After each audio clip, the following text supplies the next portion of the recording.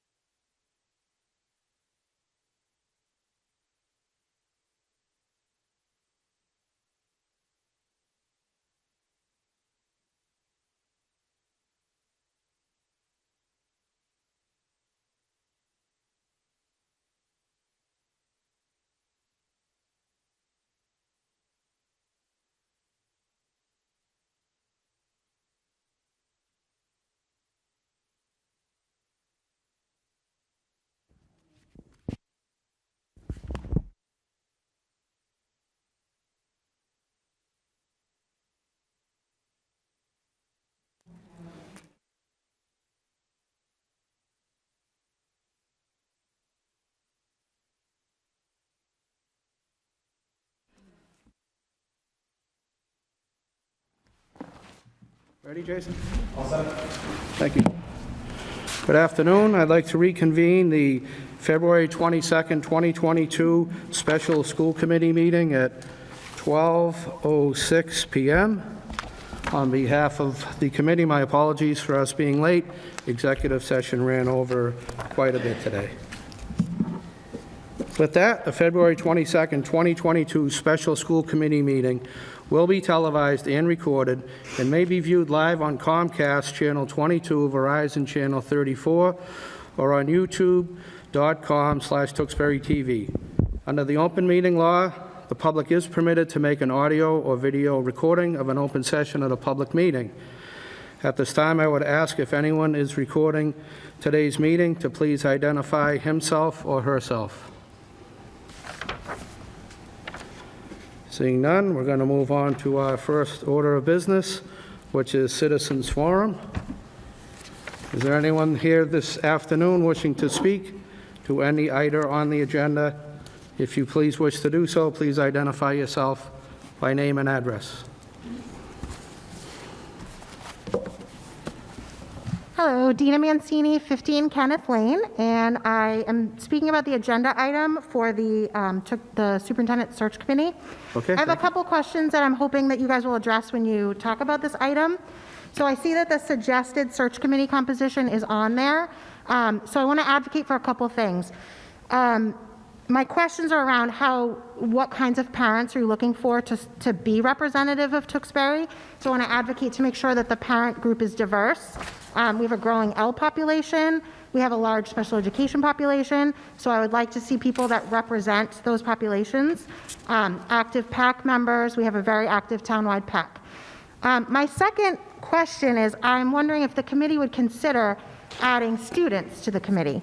I think our high school kids are very bright, very active, articulate students, and I think it would be great for any prospective superintendent to see that we believe students are an important voice in our community, and I really feel like a student should be on the committee. I gave some other creative suggestions to Ms. Garabedian and Mr. Parsons at our CPAC meeting about how to include other students. I hope you guys will consider other ways to include other kids and other parents beyond just the search committee. That's it. Thank you. Thank you, Mrs. Mancini.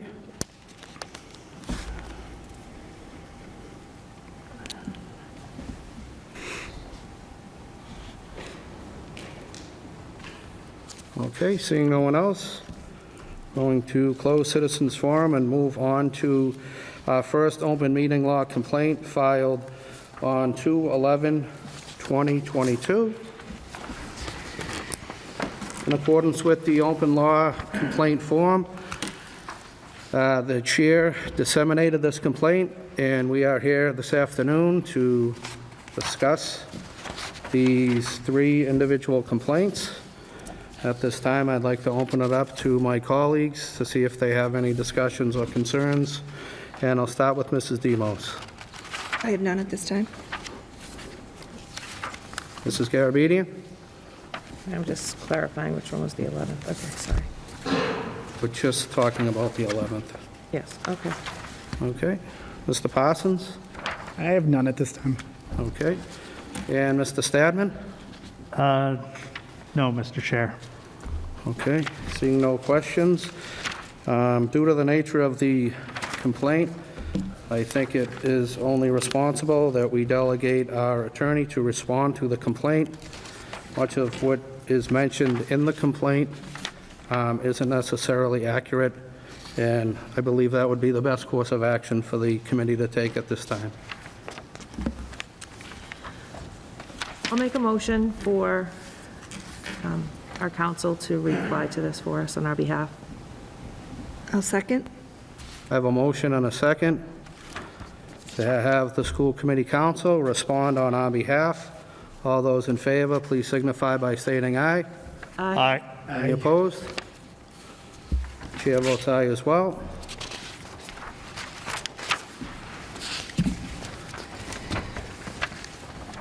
Moving on to the complaint filed on February 13th. If I have any questions from my colleagues, Mrs. Demos? None at this time. Mrs. Garabedian? No, no questions on this. Mr. Parsons? None at this time. And Mr. Stadman? No, Mr. Chair. And similar to the last open meeting law complaint filed, I would make the same recommendation. I'll make the same motion to ask our counsel to reply on our behalf. I'll second. I have a motion and a second to have school committee counsel respond on our behalf. All those in favor, please signify by stating aye. Aye. Any opposed? Chair votes aye as well. And then the final complaint filed on 2/15. Mrs. Demos, any questions? None at this time. Mrs. Garabedian? No questions. Mr. Parsons? No questions. And Mr. Stadman? No questions, Mr. Chair. Okay. I think we should follow the similar advice. I'll make a motion to have school counsel reply on our behalf. Second. I have a motion and a second to have school counsel reply on our behalf. All those in favor, please signify by stating aye. Aye. Any opposed? Chair votes aye as well. Thank you very much. Moving on, the discussion of our 2022-2023 superintendent search. Very fortunate to have Ms. Dorothy Presser here from MASC, who we are under contract with, who is going to serve as a consulting firm and help us hopefully get a new superintendent here in Tewksbury by a couple months from now. So thank you, Mrs. Presser. You have the floor. All right, thanks. It's great to be here, and I'm glad that you jumped on this quickly once you made the decision of who the search firm would be. So I have a couple things that I'd like to accomplish today that will help us get going on the search. Probably the first and most important is that you had received a timeline when you asked for the search proposals. I updated it, given that it had a date that had already passed. And luckily, I think that if we can get a lot done today, really the only update is that we're starting today instead of last week. And if we can get the bullets accomplished today, then we should be in good shape. The bullets in that first Tuesday, February 22nd. That's going to mean quite a bit of work today, I think, and some decisions being made today. But I also just want to check and make sure that in the dates that follow, there's nothing that interferes with other things going on in the district that would make these dates not work for you. And if you feel that you'd be able to stick to those dates. Okay. I'll open it up to my colleagues. We'll start with Mrs. Demos. Thank you, Mr. Chair. Looking at the dates that were provided to us, none of which stand out to me, but quite honestly, where I'll be gone at the beginning of March, I would defer to the rest of the committee to be sure that it doesn't have any conflicts on subcommittees or anything from their end. Other than that, it looks good to me. Thank you, Mrs. Demos. Mrs. Garabedian? I looked at this already once, and I did not see any conflicts, just double checking, but I didn't see anything that was outstanding to me. Okay. And Mr. Parsons? These dates work for me. Okay. And Mr. Stadman? Mr. Chair, I'm lucky to be here today, so I'll say sure. Okay, thank you. And just the questions I have, obviously, we have school committee meetings within some of these dates. This is just for the search committee, correct, once the committee is being, so I just want to be clear for the public, these aren't necessarily going to be all school committee dates that will happen here. That is correct. So the screening committee orientation would only involve if there are members of the school committee on the screening committee, and obviously the screening committee meetings. Once you get to the end where there's the interviews and visits, obviously that would involve the school committee, the late April, early May dates. Okay. Would be the ones that you will probably need some extra meetings to have those interviews and so forth. for the school committee, correct? Yep, yep. And then, in between when the committee, the screening, orientation, do you anticipate any possible other dates within that screening committee? So the screening committee, so what we like to do is make sure that the screening committee knows about all the possible dates as you're asking people to participate. Correct. Because if you don't have that, then, and you start to get into calendar issues, it could potentially really delay the search. If we can set the date of March 30th as the date, or the 23rd is the orientation, the 30th to select the semifinalists, and then the interviews taking place during that week of or that time period from the 4th to the 7th, we should be in good shape. Okay. Obviously, that's important as we're Yeah. going to reach out, hopefully after today's meeting, to solicit people from the community, and we just want to make sure that we're trying to be as inclusive as we can to know when all the dates and times and what that commitment's going to be. Yeah. So we can get the appropriate. Yeah, so, feedback. so hopefully, time-wise, during those dates, people can know that they're going to have to reserve a chunk of time. And, the dates that we use kind of depends on how many semifinalists they pick to interview. And in that solicitation, they should know all the dates that they need to be available for, and if they're not, then they should defer to another person to take that spot on the screening committee. Okay. And then obviously, an action item for us, we'll message that out to our stakeholders and our community members and whatnot. Yeah, so Something we do or we'll do? so I can help draft the communication. Okay. And I think that in some of what I got from Gail before there was the communication from the last search, so we could, update that and alter it. But the communication should come from the school committee Yep. out to the different stakeholder groups. Okay. Great. Any other questions or comments before we move on the timeline? I do have one question about timeline. The finalist site visits, are those typically during the day when students are in school? Yes, Okay. yes. I think we have our town meeting is the 2nd and the 4th, but that's at night. Okay. Anyone else? All right, well, it sounds like the timeline is okay. Okay, thanks.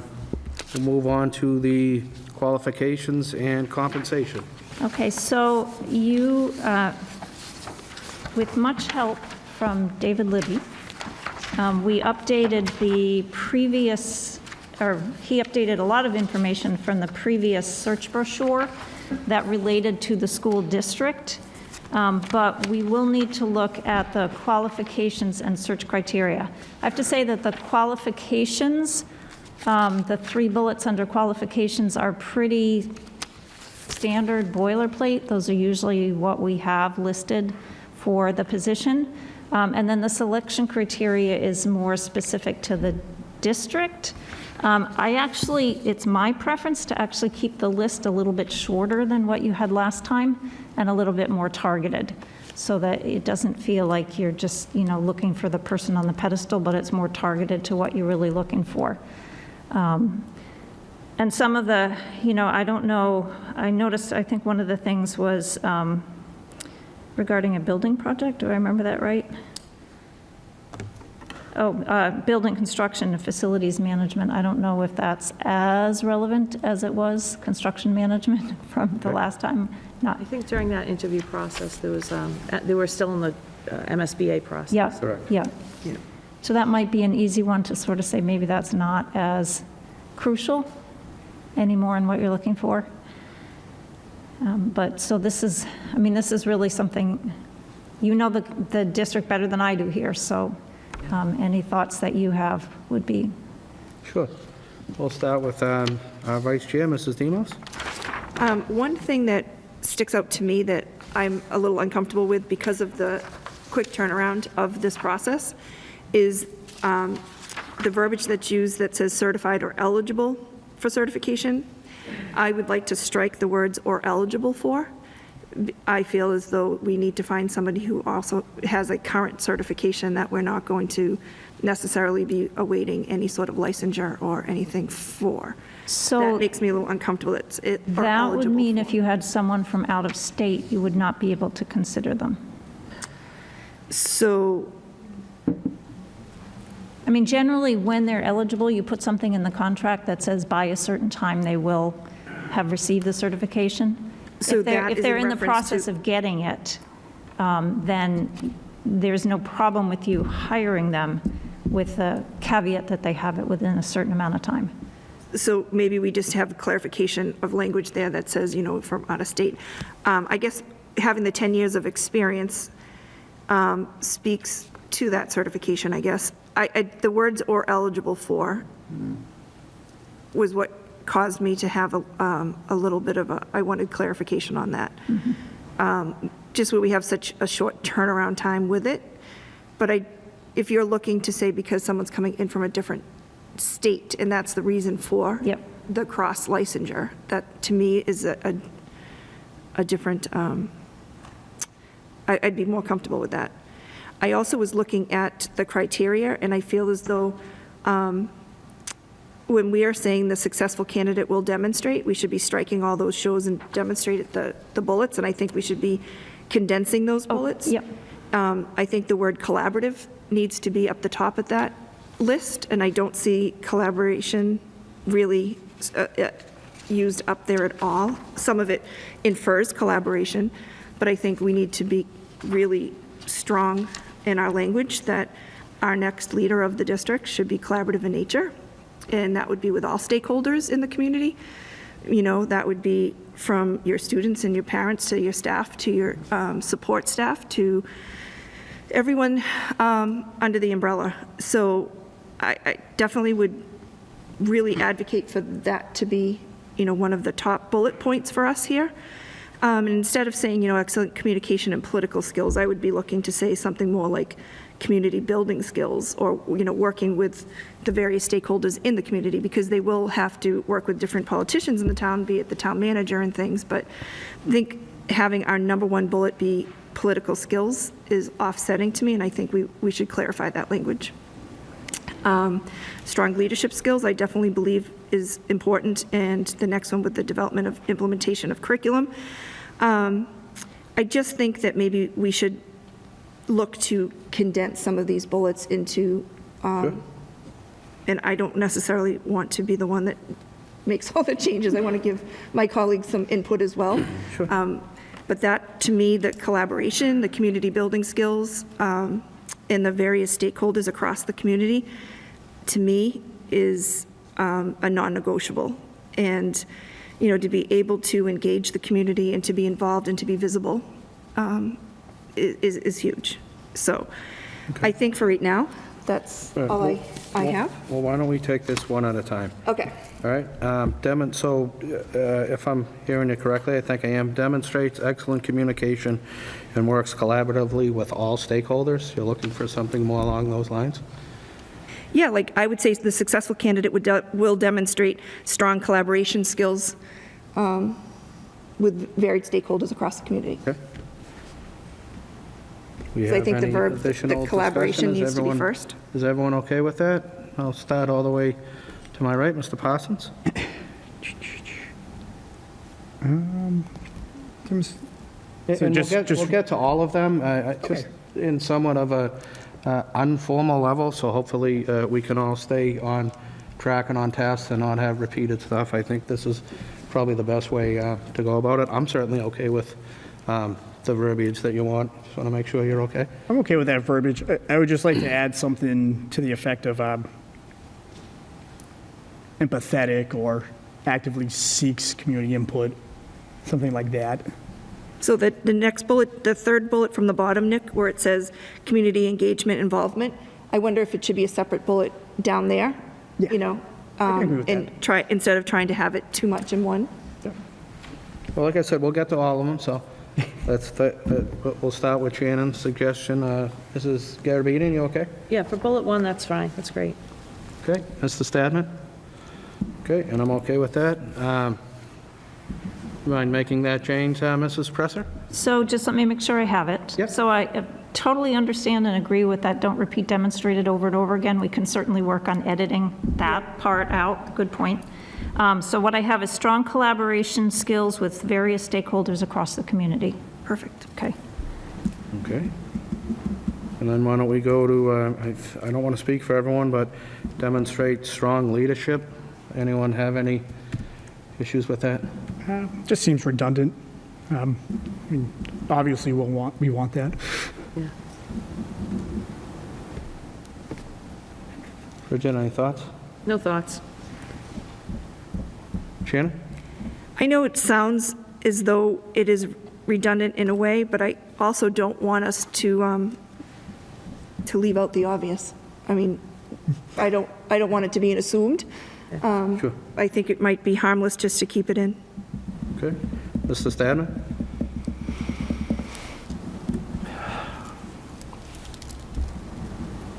Yeah, sometimes you have to keep things that are obvious in the JD.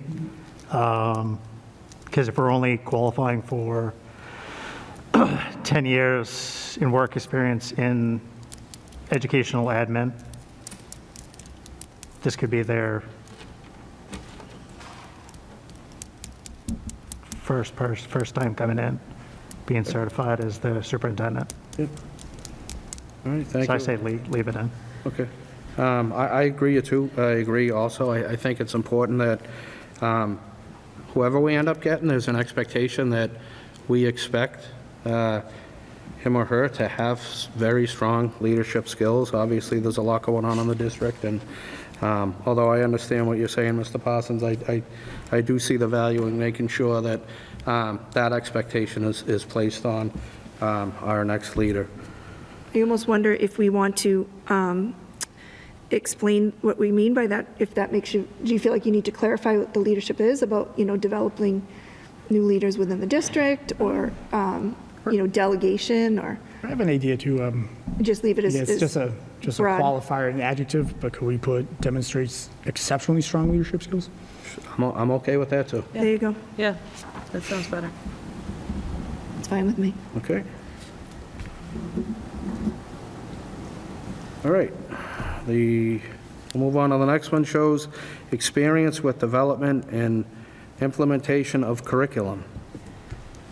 And this time we'll start at the other far end with Mr. Stadman. Shows.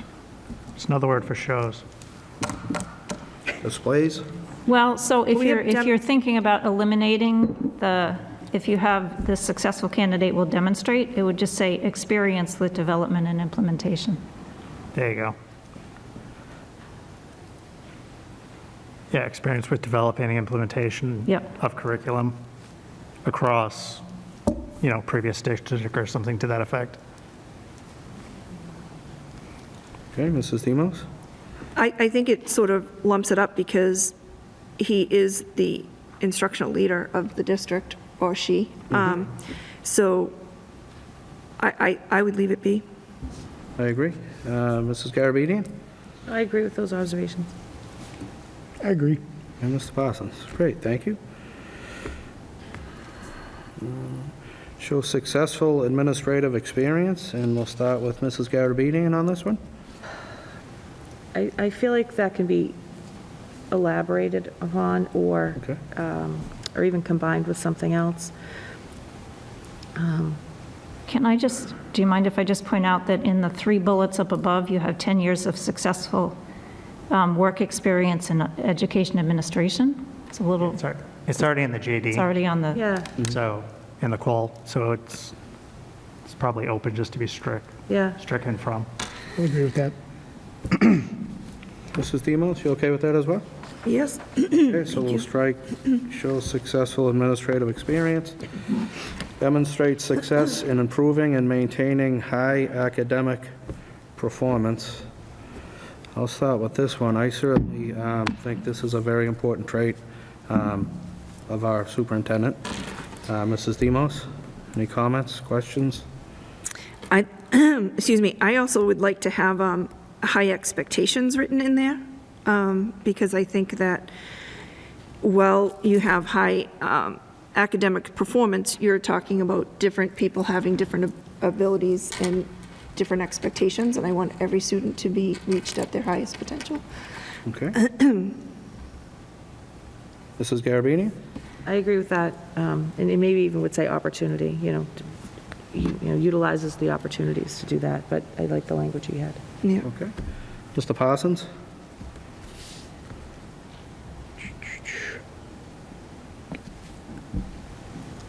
I just want to emphasize something evidence-based, something measurable, so we can see that improvement in maintaining high academic performance.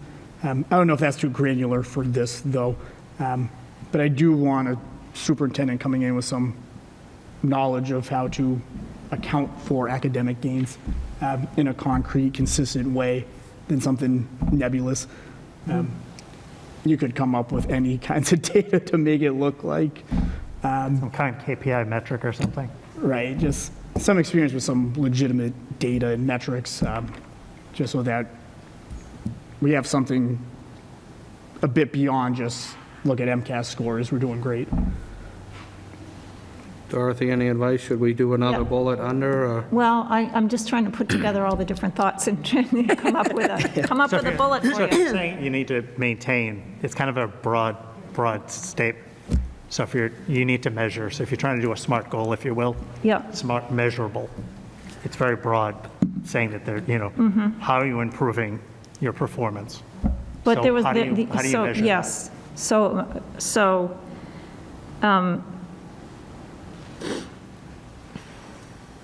the other thought I'm trying to wrap into that is Mrs. Demos in thinking about like for all students, or Right. it's not just high academic performance, it's sort of helping all students get to whatever Grow. their highest level Right, they is, grow right? and learn. Dorothy, how about if we, and I like what you're saying, Nick, but on this point, maybe demonstrates success and improvement in maintaining high expectations, academic performance, and outcomes for all students. I think that kind of encapsulates what we're talking about, things that may not be measured in MCAS or whatever, but like that we know outcomes. that are important to our students, and most importantly, our families. Not all the kids learn the same way, so I think that's an important selection criteria for me anyways, because sometimes we're not always going to have the capacity to get people to learn at that high level. As long as we're improving the outcomes for those children, I think that's the important role that the superintendent needs to make sure that he's playing. And then whatever measurable stuff, maybe we add in a different bullet. That way, the new superintendent's, whoever he or she may be, it's going to be very clear what this expectation is. Could you just add the word measurable to outcomes in that same sentence? Or was that too generalized? Dorothy? I kind of lost the wording you said at first with everything that followed, so What's I hope that? you can, the wording that you started with, I kind of lost. All right, so we Try added, again? so we just added, it reads demonstrate success in improving and maintaining high, and she wanted expectations / academic performance and outcomes for all students. And now, I just wasn't sure if you say measurable outcomes for all students, it kind of encapsulates both the data points and the, I think what Nick's looking at is Or like something a skill set. yeah. to say, we want the superintendent to be able to show us measurable attainment towards that. I'm paraphrasing, towards Yes, those, I am. that achievement, and towards how are we improving outcomes for kids, and Yep. am I understanding that I'm correctly? just looking, I'm trying to capture more of like a data-oriented approach. Yep. Not just measurable outcomes, but they're skilled at measuring outcomes. If that makes sense. So how about putting measurable aside for a second? We can figure out success in achieving high expectations and outcomes for all students. So achieving instead of maintaining and improving, just saying achieving. Yes. So success in achieving high expectations and outcomes for all students. Does that sound? Yep, I think everyone's good with that.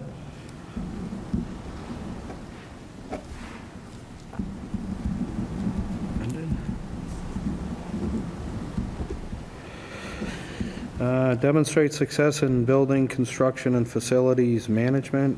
Do we want to replace that, Nick, with what you were, about the measurement? Yeah. I was trying to think of words. For now, can we maybe agree just to cross that criteria out? Or, My only reservation with that is that this person is going to essentially be opening up a new building, which is going to be tying up all the loose ends of this building project that we've been sitting on for years. So I would hate to, I know we're getting close to the end, I'm excited as everyone else on the committee, but I'm afraid to put it together, all together away, because there are going to be loose ends that this person is going to need to make sure that they have experience and knowledge. There's a lot kind of.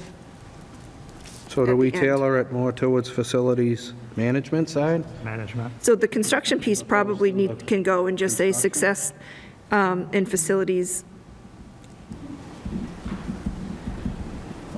It may be a stretch, but I think we could easily tie in, because I think budgetary oversight is a priority, and I don't see that there's a lot on here about that. So if we were to speak about, we are looking for somebody who has success with facilities management and budgetary oversight, and district budgetary oversight, or something to that extent, because maybe those two things could be in the same. That could become a separate, that could be a separate budget, separate bullet. John, I'm interested in your input, being a facilities guy. I would just simply just put success in facilities management and call it a day. Because you got old buildings, you got a brand new building that he's just going to be coming into, Or she. or she. Because FM is everything from old to new. So Okay. you don't have to get into everything, so. Okay. Good with that? I agree with that. I'm good. All right. You have that change, Dorothy? Yep, so Great. just success in facilities management. Thank you. Yeah, it's, Yep. Understands and recognizes good teaching. Why don't we start with our teacher, Mr. Parsons? Loop back to me. Okay. I just need to sit on this one. Mrs. Garabini? I don't really like the wording on this, so I would like to say more that we're looking for somebody who understands and recognizes not just good teaching, but how to support their teachers and how to facilitate improvements, that teachers may be seeking themselves. You know what I mean? Okay. Whether it be through PD or whatever. Mrs. Demos? This is one of those bullets that I feel like should be sort of dissolved into another. I feel like if we're looking to lessen the list, that we could take understand and recognize as good teaching and, put that up with the strong leadership or the experience and implementation with the curriculum. We could kind of success, because it essentially needs to be able to, he or she needs to be able to go into the buildings and be able to recognize, the good teaching and build on that. And so to me, it's building the capacity of the teachers in the district and being able to recognize that so that that person can then be, maybe support other teachers. And it's that building capacity of the teachers within the system that I'd like to have on here versus where he's not, or she's not necessarily evaluating teachers per se. She's evaluating, or he's evaluating the administrator of the building.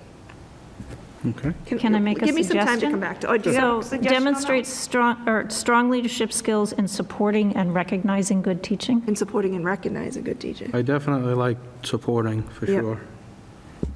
So that would combine the two, like Yeah. strong leadership skills in, that work? That works for me. I got another quick idea. what do you think of actively recruits, retains, and builds the capacities of educators? I'm sorry, can you, I'm sorry. It's passing period. Actively recruits, retains, and builds the capacities of high-quality educators. And then I want to add in a supportive work environment, but I think that's dragging on. But I think recruiting, retention, and building the capacity of educators in a supportive environment. I think that's important for sure. Bridget? Yeah, it sounds great. Shannon? I'm fine with that. John? It's good. Great. Could we work that in somewhere, Well, Dorothy? if you could repeat it one more Sure. time so I could get. Absolutely. Go ahead. Yeah. So Actively recruits, retains, and supports. I got that. So actually, actively recruits, retains, and builds the capacities of educators in a supportive work environment.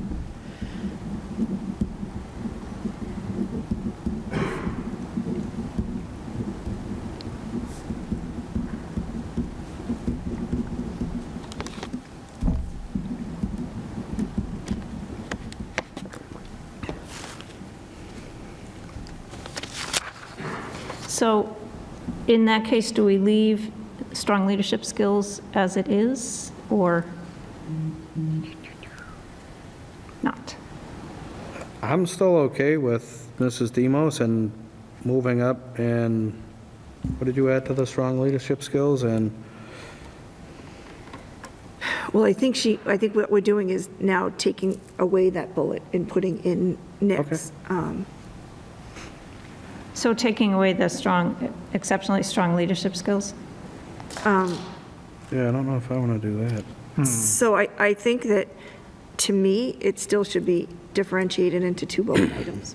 All right, well, why don't we do this? Why don't we get to all the bullets that we think, and then we can have a conversation if we need to condense them or narrow them down? Okay. Just as a matter of process, so we Yep. can try to get all our thoughts and what everyone thinks is important, and then we'll go from there. All right, demonstrates success in community engagement / involvement. That's the one that I was thinking that with the language that I had in the excellent communication in the first bullet, I was looking to combine them, but I'm also okay if you wanted to separate them into 2 with the community building. So can I just to, Maybe we so the repeat it. bullet was strong collaboration skills with various stakeholders across the community.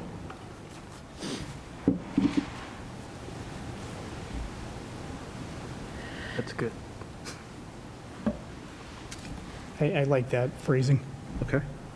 I think if we have that phrasing, we could probably get rid of community engagement involvement. I think you could. I agree. I agree. John, you agree? Yes. Okay, strike that.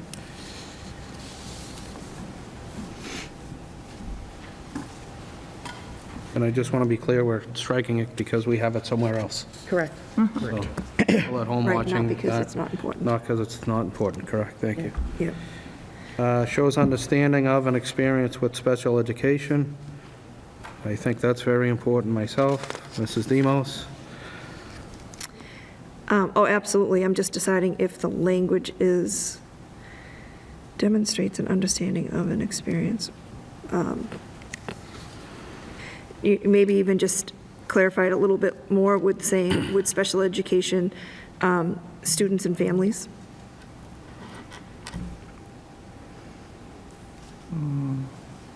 You just want it to be just special education? Yeah, I mean, we already have.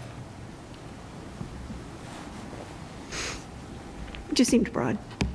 I'm okay with keeping it broad. I was just thinking, does it need to be Why don't we, Mr. Parsons, Yeah, any suggestions? just tweaking this to shows understanding of and experience with special education students and their families. So a lot of that work goes far beyond just the school. Sure. Okay, so that's pretty much along your lines, Shannon, right? Yeah. Student families. Bridget, you okay with that? So, yeah. okay. So add that. Yep, please.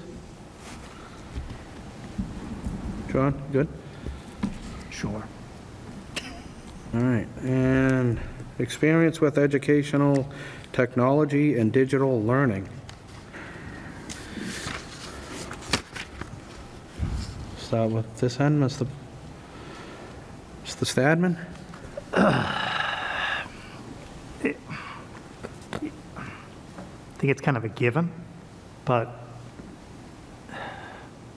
unless we're finding a person under a rock. After the past 2 years. What's that? After the past 2 years. Right. Yeah, I mean, Yeah. Well, we've made significant, and I know this was important 5, 6 years ago. I know the district's made a significant commitment. We have a one-to-one device thing here at the high school. no, understood. It's ready to go in other places, so I somewhat agree with John. I think who you're going to get is going to have that technology piece. So I don't know how important it is. I'm interested to hear what my colleagues feel, but This is actually one bullet that I had crossed out when looking at it prior to the meeting. Okay. I just feel like it's an expectation and not what we want to necessarily see as a criteria. and remember, we're going to, well, let me finish first. Mrs. Garabedian, sorry. Oh, Any comments? yeah, I didn't really have any comments on it. It actually, I didn't mind the bullet, but I think there's been huge strides that our district has taken, in the past even 5 or 6 years, that I would like to be assured that the next person coming in is going to pick up kind of where our district is at and be sure that there isn't going to be a huge gap in a significant learning curve. And you're right, it should be an expectation, but I'm fine if you take it out as well, because I think it should come up in the process. And Mr. Parsons?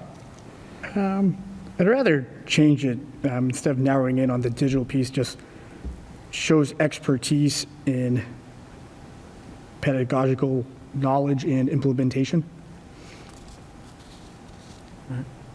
So that kind of goes with, Yeah, kind of replaces the so not so specific. identifies good teaching.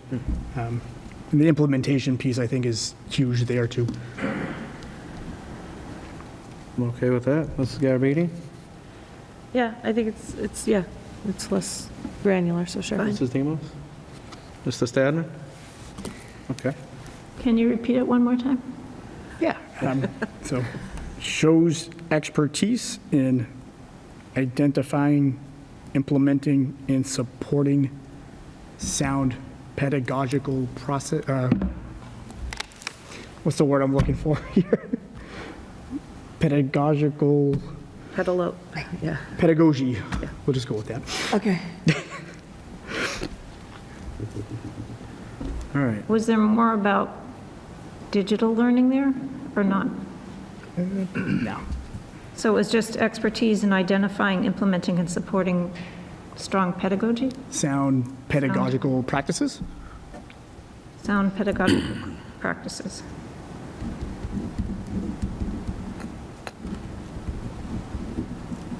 And just now that we've gotten through these, just to be clear, this is what we are is going to be the basis of the members of the search committee, the criteria on which our candidates will be based. So I just want everyone to be clear, we want to make sure that we're, cognizant of, some of these things are going to be weighed very heavily, and I want to make sure that everyone's comfortable with everything that we have on the list, or things that may not be on the list, with the caveat, obviously, that I think some things are, come without saying, the technology piece, maybe some of the other pieces of learning and whatnot, so. What do we have there right now? I thought I was going to ask if I could review. Right. Make sure I got it. Thanks. So I'm getting rid of the demonstrates and shows and everything else, right? Strong collaboration skills with various stakeholders across the community, exceptionally strong leadership skills, experience with the development and implementation of curriculum, success in achieving high measurable expectation, this one. I'm going to make sure I read this right.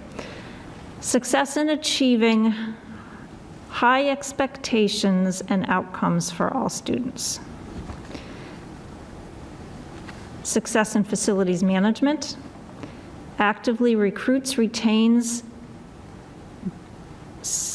and builds the capacity of educators that's in a supportive work environment. Shows understanding and experience with special education students and families. Experience in identifying, implementing, and supporting sound pedagogical practices. I would just like one piece about something about fiscal management. Okay. Can we put something in there with, under the facilities management? Can we add to that category? 'Cause I think- I would want to limit it, though, just to facilities. I'm thinking, No, I think we could, I'm sorry, but we could put in something about broad fiscal responsibility, and then add sound, also has sound, management of operations. yeah, facilities management skills, you know, Yeah. as opposed to. Okay with that, John? Shannon? Yes. All right. So, I don't know, why don't you pitch us something, Dorothy? So I missed the key word in what you said there, what you wanted to add. Right. Was Well, it we want budget? to, we want to make sure that as Yep. part of the criteria, we can base the candidates on that they have good fiscal sound practices throughout the district, right? Basically, the entire budgeting process. Yep. Fiscally sound and transparent. Sound fiscal management practices, including success in facilities management? Sounds good. Sounds good to me. Good with that? I am. I just need clarification on making sure that that statement, Dorothy, just is really clear that it's not just the facilities budget, that we're making sure that there's facilities management knowledge as well, because I am concerned with us wrapping up the new school. They'll have to know, MSBA type of information with that. I just don't want it to become clouded as a Yeah. budget only. Maybe it's because best to there will be leave it as 2 management bullets skills that are then. necessary in order to open the new building come Yep. January 2023. Yep. And getting all our final signatures to open I up mean, for. we can split them up, we can leave them Yeah. individually, if the committee is okay with that, I'm certainly okay with that. Splitted them. I think kind of it's think probably splitting them split. up makes the most sense.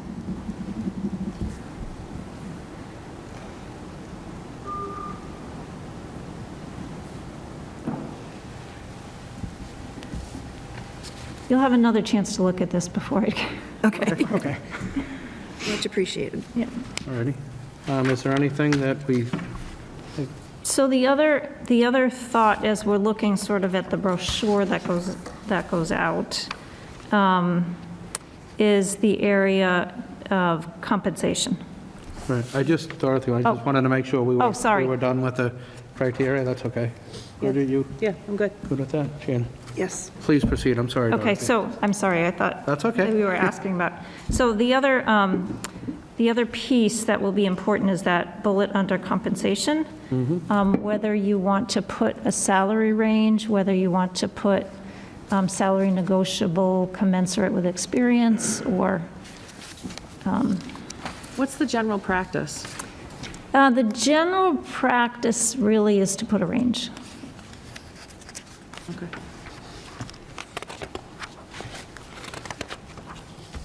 This is Demos, any comments, having some prior experience, I think, on the search committee? Yeah, I definitely Very think. interested in your feedback. Yeah, thanks. I do think that a range is good because it's going to be something that the candidates looking are going to look for, and it may attract them to our district over another.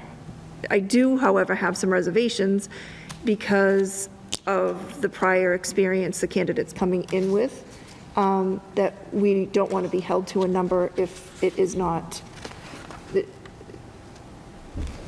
met in criteria, if that makes sense.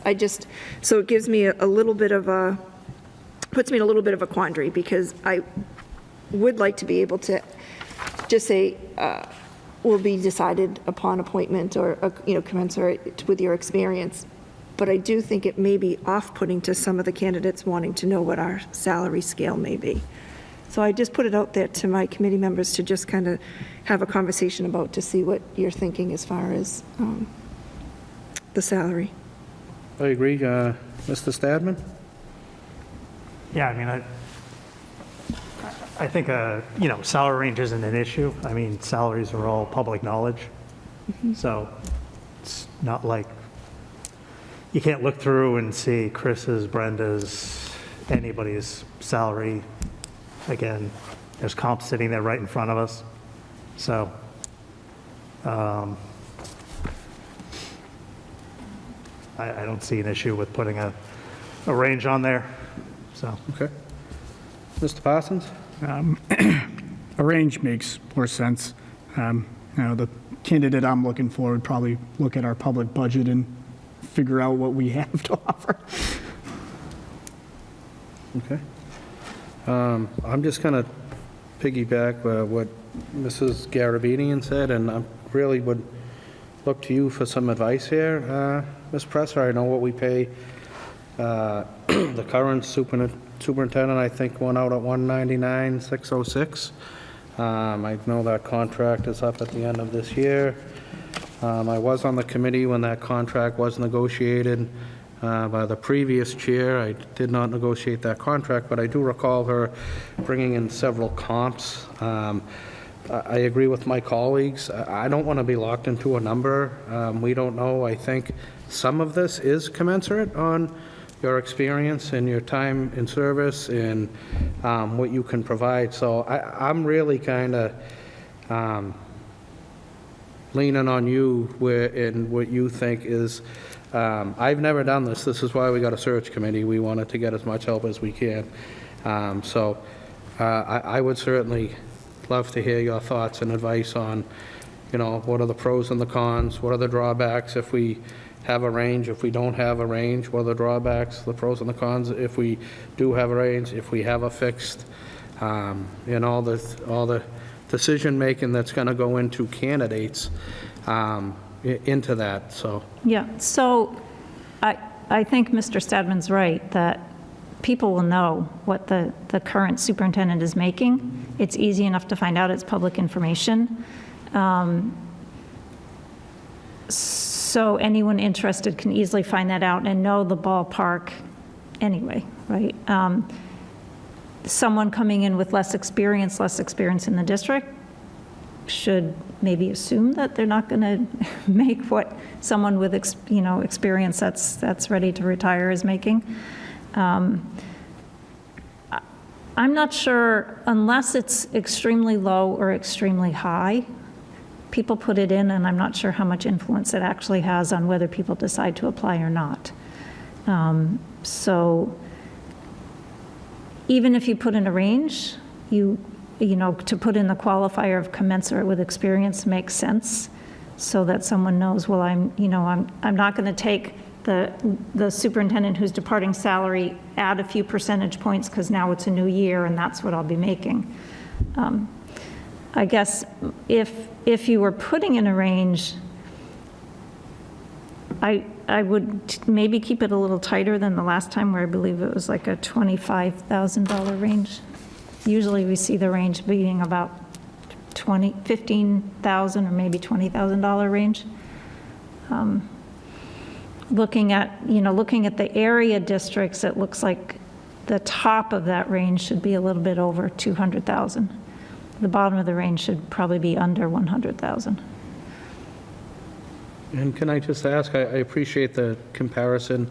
Danvers, East Meadow, Foxborough, Easton, I'm assuming, are those similarly situated districts, similar size, similar? So, yeah, so the DART districts are districts that are similar in size and demographic, and in test score comparison, you probably know.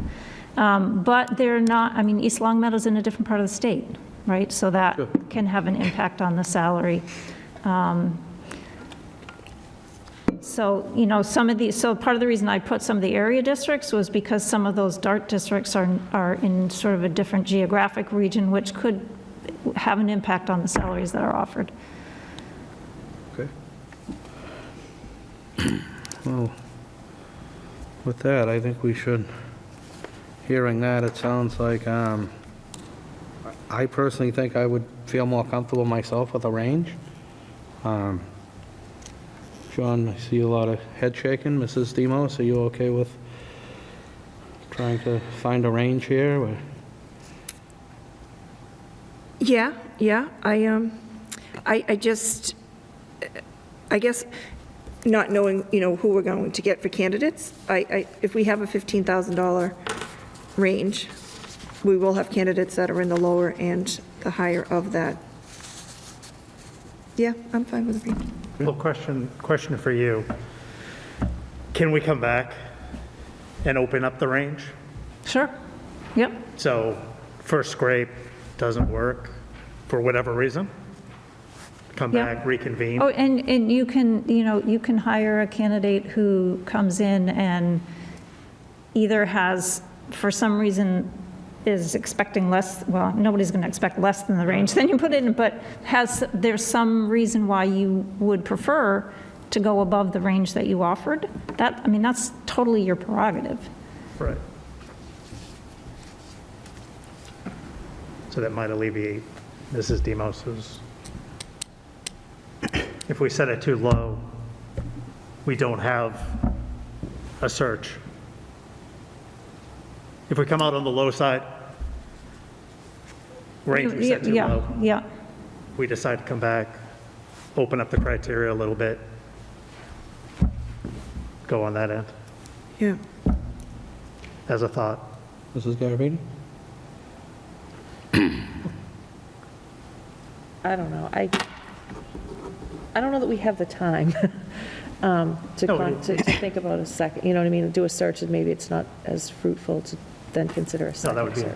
that would just be a 1 month delay. Okay. So if we- I've never seen the salary range, I've never seen anyone have to go back out because they didn't attract candidates, and the candidates came back and said, the salary range was so low, I decided not to do it. I was just throwing that out there for Yeah. Mr. Yeah. Demos. I guess my question is, are you okay with the range? Not Yes, I'm very necessarily- happy with the range, yes. Well, I think we're all looking at some comparisons. We got this information on Friday. I'd certainly like it if someone would like to start off the conversation and offer a proposed range that we think is appropriate. I'd be happy to. Sure, thank you, Nick. Just knowing some of the area districts and the superintendents there. Like I know Borica, experienced superintendent, has been there for decades. Chelmsford, too, experienced educator who has gone through there for a while, kind of had to prove and get to that salary.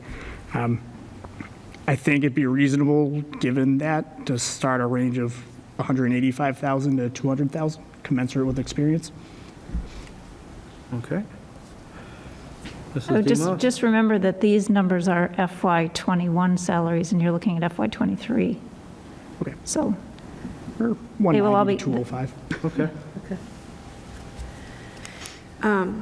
So I just want to say, looking at the numbers, what I had originally come in with thinking was right around what Nick just had offered. I really think that in order for us to get attracted candidates into the district, to think that we're going to start in the 180s right now is probably unreasonable, that I think we should be looking at 190 to 205 as our Okay. $15,000 range. Mrs. Thabman?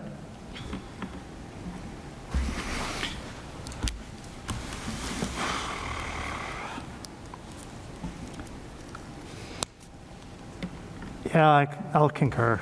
I was originally thinking it's slightly lower, but Okay. Mrs. Garabedian? I agree. Okay. Well, that was easy. Thank you, Nick. Anytime. That was right around where I was, and obviously commensurate with the experience.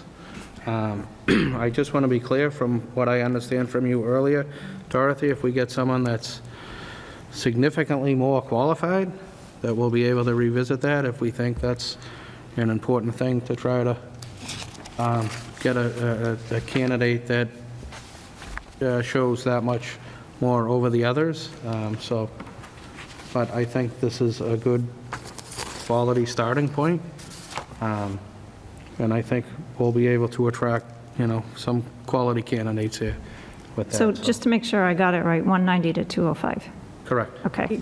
I just would like a clarification that you think that 20,000 was just too broad of a, because I had originally written down 185 to 205, 185 to I 205. think 25,000 is too big a range. I'm sorry? Either- I think 25,000 is too big a range. But think 25 was 20 too or big? 15 or 20, I think is okay. Yeah, yeah. I do like 185 to 205, but I don't want to split hairs either. I do have one other question. On our, this, I'll call it a cheat sheet as we're trying to sort through, there was a kind of a question of, not sure what the market rate is, 200 to 220. Do you have a recommendation for us? That was, I did not put that. Okay. Because we're looking at the FY '21 comparisons on here, and we're going to be hiring somebody, with the three, your percentage raise from there. Sure. So if I could then, with Dorothy's clarification, change my thought to 185 to 205, just so that we're making sure that we're not overpricing ourselves for candidates coming in with less experience than what we're expecting. Well, I guess the conversation is this, and I'll defer, because if, me personally, if we're going to do 5, I'd maybe like to put 5 on the other end, because maybe there's a candidate that is really good. I don't know, I just think we should have that discussion. Are we going to get someone that's maybe not has as much experience that might look because they're 185, or do we get someone that's really good? And remember, we're not married to 210, it's 210 if we think that person is deserving and his or her experience is commensurate with paying that.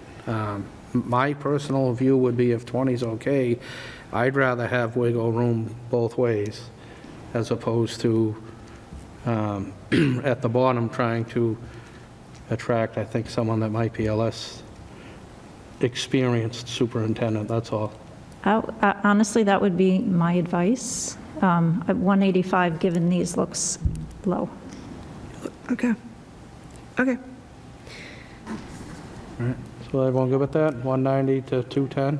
I am okay with it, because I don't want to not get good candidates. The only concern is if we have it at 210 and we do have some experience, we're kind of locked there. But again, I don't know. I don't hire Yeah, superintendents I mean, often. I think everybody walks in thinking they deserve the highest thing that you, and that's part of the negotiation, right? So, Right. I'd rather have the wiggle room to offer another 5, like we really want you, than Sure, I agree. have it there and go the other way. Yeah, okay. So we'll set the compensation range from 190 to 210, obviously commensurate to the we'll put experience. commensurate with experience, yep. Yep. Okay. Qualification and compensation. Ready to move on to the next bullet then? I'm sorry? Are we ready to move on to the next bullet there? Yes. Okay.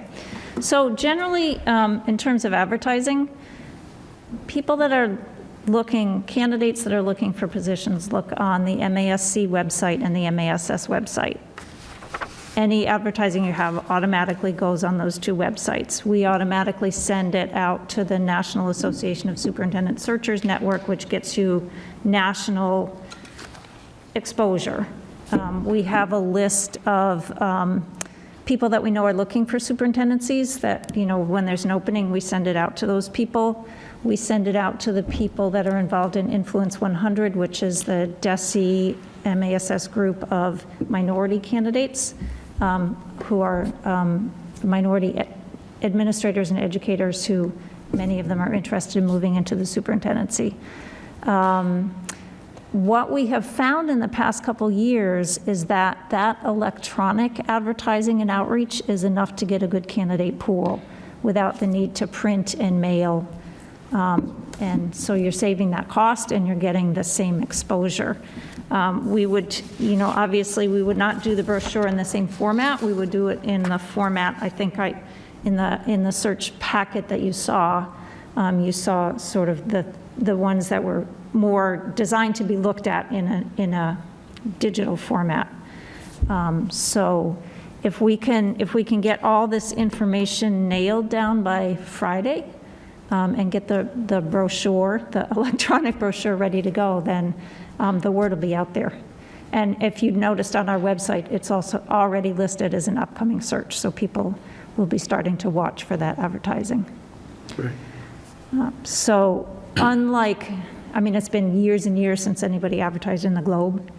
It's been probably 5 years since anybody decided they wanted to advertise in Ed Week, which used to be the place people looked. And we have found that the size of our pool and the quality of our pool hasn't changed since we're doing the strictly digital advertising. But it's not just posted, we do the outreach to all those other places as well. Okay. Any questions? Mrs. Demos? No, none at this time. Okay. Mrs. Garabedian? No questions. Mr. Parsons? No questions. Mr. Stadman? No, Mr. Chair. And I don't as well. I appreciate that. I know technology's been a wonderful thing. I'm glad to hear it's helping out in this school environment as well. So the screening committee composition and recruitment plan. So I did send you where did don't tell me I printed it out for myself. A recommendation to look at in terms of, a comment that was made. We do often have a discussion about whether or not there is a student on the screening committee. That can be beneficial. A lot of times we find that the students who might be interested are also super busy, which makes it hard for them, but that's certainly your prerogative. And generally, when we talk about parents, the reason that I had 4 parents was simply one from each level. And then the decision of who those parents are becomes the school committee looking at who is asking about it together to get the diversity that you may be looking for in terms of putting together the screening committee. Does that make sense? Yep. All right, I'll start with Mrs. Demos. Any comments, questions, concerns? I do have a comment, I guess. I do think that we should be increasing the parent and teacher to 5 instead of 4, because if you look at the levels, you have high school, middle school, upper elementary, and pre-K to 2, and you're leaving out the grade 3, 4 buildings. So I would like to have a voice heard from each one of the levels. Oh, I'm And so- sorry. I typed that up wrong. Yeah, upper elementary, we have grade 5, 6 in the district. We have, it's unlike 5 levels. many districts, we Okay. have lots of transitions here in Tewksbury. Okay. So our kiddos go I'm pre-K sorry, to 2, yeah. 3 to 4, 5 to 6, 7, 8, 9 to 12. So Okay. I do want to suggest that we do 5 parents, so that it's 1 from 9 to 12, 1 from 7 to 8, 1 from the Ryan 5 to 6, 1 for 3 to 4, and 1 from pre-K to 2. And that would be reflective as well with the teachers, so that there's a teacher from K1, 2, 4, 5, 6, 7, 8, 9, 12. So so we have to balance this out, because one of the things that we don't want to happen is the group to get too big. So that's 10 people before you add anyone else. I do think, though, if we're going to have 8 and leave out, Oh, I agree. I right, don't at that disagree. point, it might as Yep. well just be the 10. Yep, just adding that caveat. Yep. Yeah, I thought about that, too, when we were sitting, because I just was part of the high school search committee, and there were quite a few of us around the table, but I do think that the varied lenses that we came into that meeting with was helpful. So I do have to say that having a student on that principal search committee really was eye-opening. It really was nice to have that. We had a high school student that was very well-spoken and spoke on behalf of the students of the district. So I know I've now added 2 more people to your search, but I would definitely say that having just sat on the high school principal search committee, the voice of the student was very well received. And other than that, that's my 2 cents on the committee composition. Well, that's That's 3, right? 3 total, I know, which but gets us to an even number. John, go ahead, no. No, I agree with Shannon. I'm sorry, Ms. Demo. Can I just as a general rule, I've had search committees with even numbers before, and it really hasn't been an issue. Okay. It's still a majority, right? So if there's a tie, then you have to work that out, but on any votes, but it really has not been an issue to have an even number. Okay. the only thing that I would say with that is that central office administration is a pretty broad area. If you wanted to take on somebody from a second person from central, or like a upper level principal and an elementary principal, I didn't see 16 being an issue, but if you feel better with an odd number, that would be my 2 cents on. 11 is my always hope for the size, but I know, okay. I'm just saying that I didn't see I the even number as detrimental to the process. Yeah, I understand. But I did feel as though the voices of the other buildings should be heard. Ms. Garbini? So, just in hearing what you're saying about the size, I definitely have a couple comments. One, I think when we look at the parents, we've made a commitment to, prioritize that at least one of our parent representatives be, a parent with a child who's in the special education program. So that's hopefully kind of going to phase in here too somehow. Also, there was a good suggestion at the CPAC meeting in other searches where candidates would meet with students prior to the search committee. It sounded like a good idea, where you could actually see your candidates interacting with students in kind of a more casual setting. I don't know if that's something that you've seen done before. So just tell me a little bit more. So before they have an interview with the search committee, they would meet with students? They would meet with students and, maybe 2 parent representatives. Confidentiality-wise, that presents some issues. With what issues did you say? Confidentiality, that at the point where they're not yet named as finalists, their identity, for lack of a better way to say it, should be confidential. And meeting That with... may be something that once your finalists are chosen. Oh, yeah, once your finalists are, yeah, definitely. maybe Definitely once, yeah. have very often seen finalists talk to a group of students. Yes, Okay. yes. I just think it sounded like a great idea, and it would Yep. give, give us the opportunity to have a better idea of how they're interacting with students. Yep, yes, I've seen that done very successfully. Yeah, Yep. okay. Yeah, so those were my 2 things that kind of struck me. And then also, I agree with Shannon. I think it's, when I see one central office administrator, I feel like there's so many different hats that we're looking for the superintendent to have. So that seems tight, but I understand with the size of the group.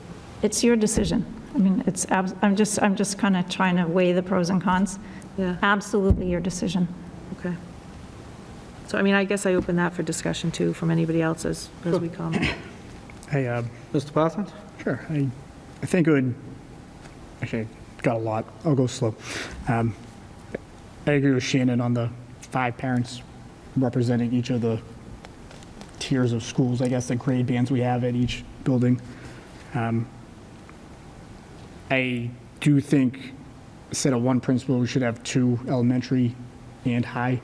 So it's a very different kind of environments.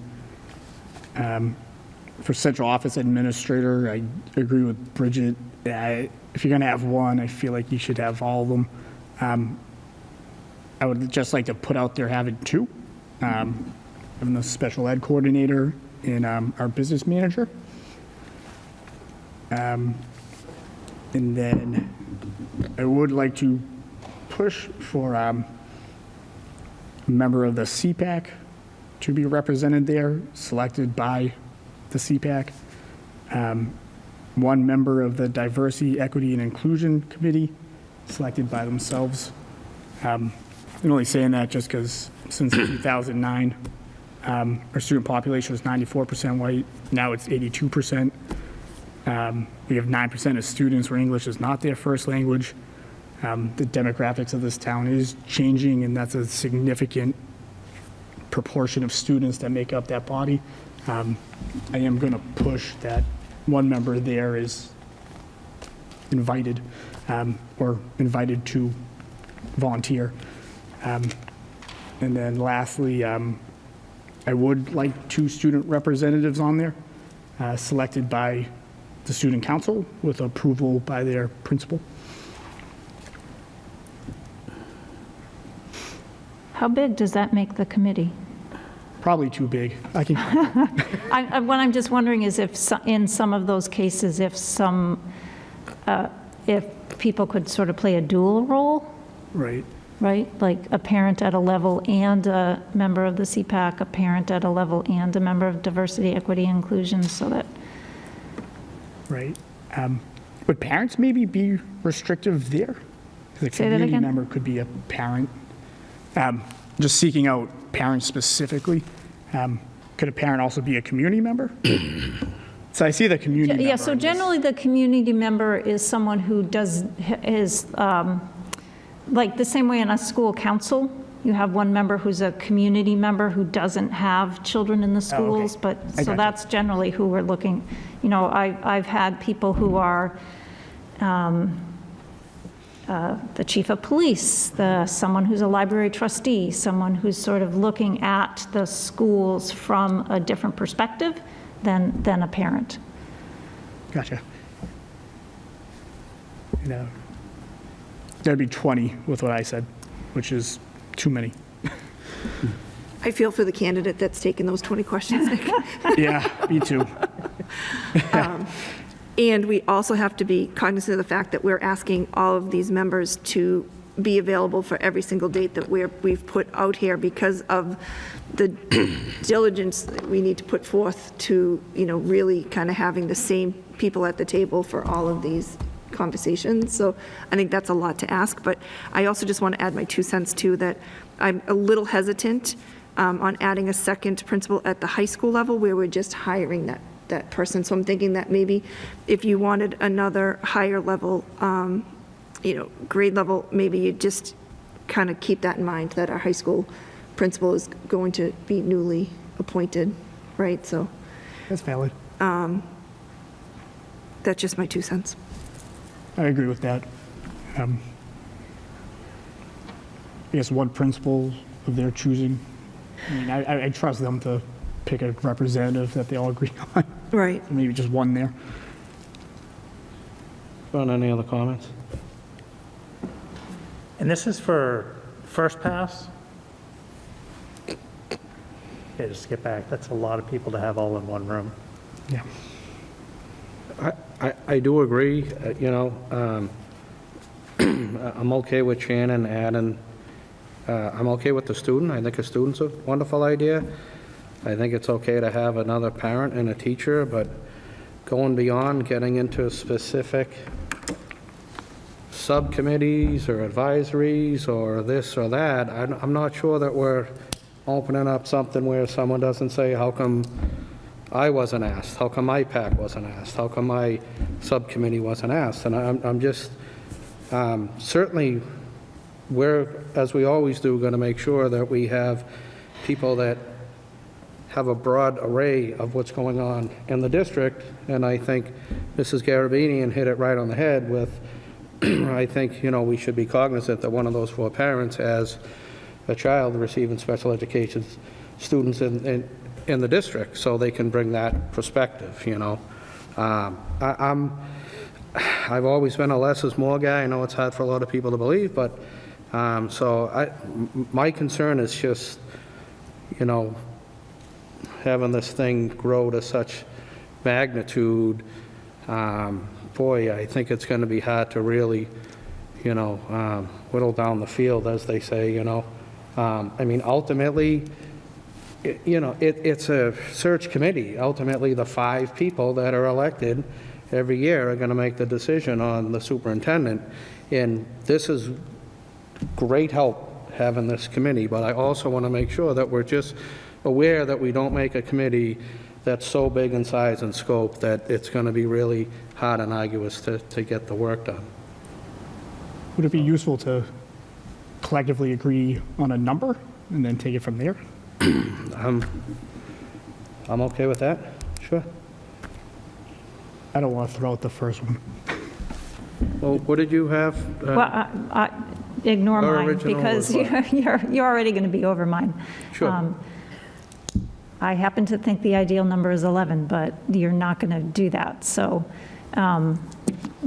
you do what you feel is right for you, Sure. and that's where we'll leave it. Okay. I was thinking 9. What's that? I was thinking 9. 9. You say 9? 9, yeah, 9. Well, ultimately, I mean, again, being that, I'm a horrible example, but getting 9 people together, how many people will you present to us? Say How that many, again. how many people are you going to be putting in front of these committees? It depends on how many people apply for the position. Well, ultimately, like 5. Oh, no, probably more like 25 to 30. You mean the applications, right? Yeah. Yeah. And that's not it's not one-to-one. So the way the process works, right, we get the applications, the search committee looks through the applications and decides who to bring in for an interview. So they're not interviewing 25 to 30 people, they're looking at that many applications. And then from that, they would decide how many people they felt appropriate to bring in. Generally, it's going to be more like 8 to 10.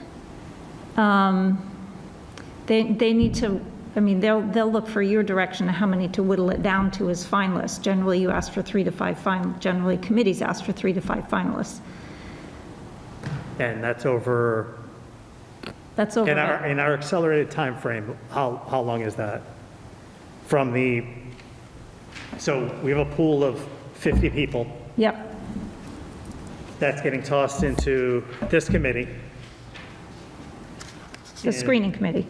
Let's say Yep. a week to whittle down 8 people. So generally, what we do is have one meeting where we whittle it down, and then bring them in for interviews over about a week's time frame. And that's about an hour long. It's about an hour or 75 minutes. So they're doing more than one a night usually, or one a sitting.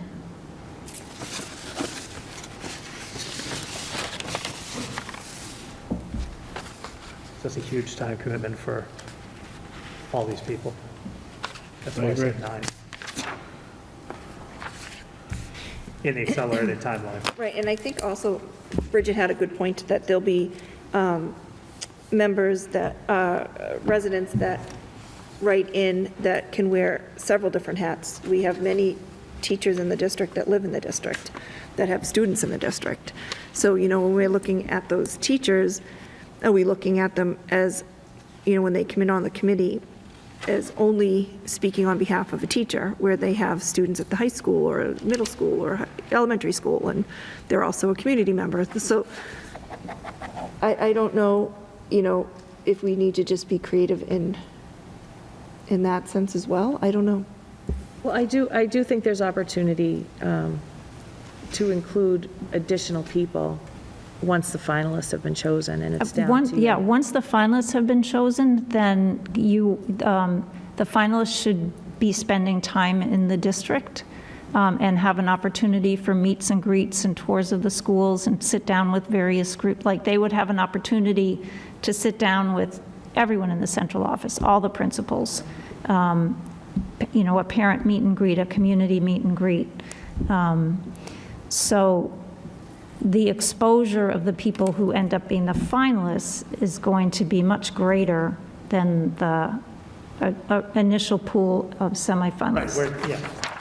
So Dorothy, last time around, do you remember if the district creates a schedule for the finalists coming through, or would that be something that you would say? So generally what I do is ask you, who should they see? What, who do you want them to interact with? Right. And then I work with whoever to put together a schedule. Okay. And so far as the school committee going to the finalist district, I ask you again, who do you want to see? Give that to the finalists and say, arrange the day. Right. I just remember when the finalists the last time around came through the buildings, and Yeah. it was at lunchtime and in the cafeteria and outside at recess and down the halls to the classrooms. It was well-received. And so I would like to see that happen this time as well. Oh, absolutely. Popping into Yep. the buildings and just kind of having that time, and then also, having the time to come and actually present at the school committee meeting as well, obviously, too. But just, I think that informal time in and around the schools was telling. Yep, absolutely. And I would like to see that happen again. Yeah. The past 2 years, we haven't been able to do that. We've had a lot of Zoom meetings with the candidates, with the parents and the students and so forth. Yeah. So I'm kind of looking forward to And after getting back next to Monday, those they won't even informal have to have a things. mask on when they come in. I know. No, yes, only the search committee will know who the semifinalists were, but once they're finalists, you want to make sure that they have a chance to be out in the schools, in the community, and have a chance for people who interact with them to give feedback to you. Okay. All right, so let's just get on task. John, 9. How would you get to 9 here? Going by what you have here, or anyone added, or? I'd say principal,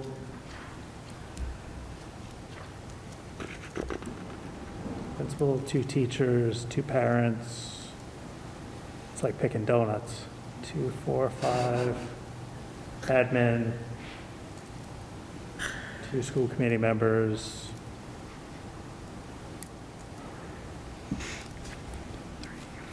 That's 8. And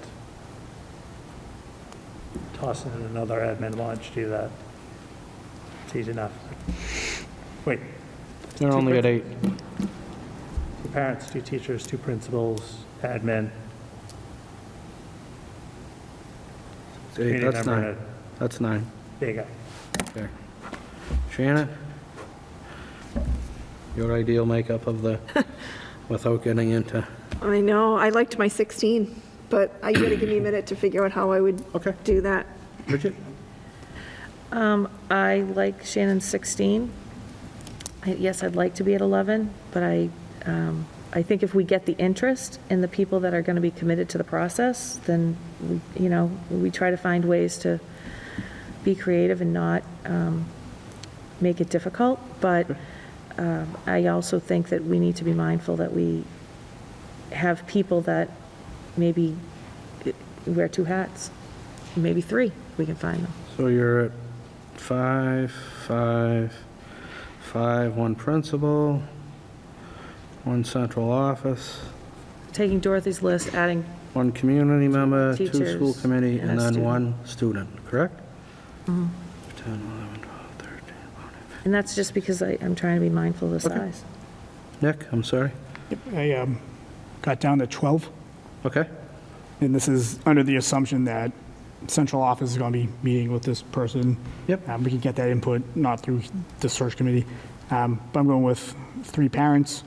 I do think it's very important to have a member of the CPAC there, just because the special education experience versus the experience of a parent with a neurotypical kid going through the traditional schooling experience. That's going to be different. I don't want to juggle those hats. So 3 parents, 1 CPAC member, 3 teachers, 2 school committee members, 1 community member, 1 student, and 1 principal.